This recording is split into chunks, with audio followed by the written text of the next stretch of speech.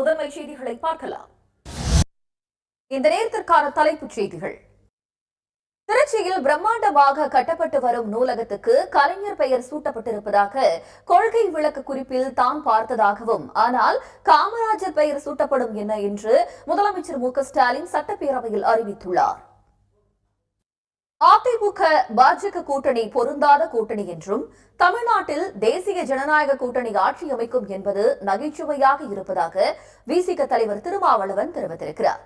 அதிமுக, தாவிக, பாஜக ஆகிய கட்சிகளுக்கிடையே இரண்டாவது கட்சி யார் என்பதில்தான் போட்டி நடந்து கொண்டிருப்பதாக அவர் கூறியிருக்கிறார்.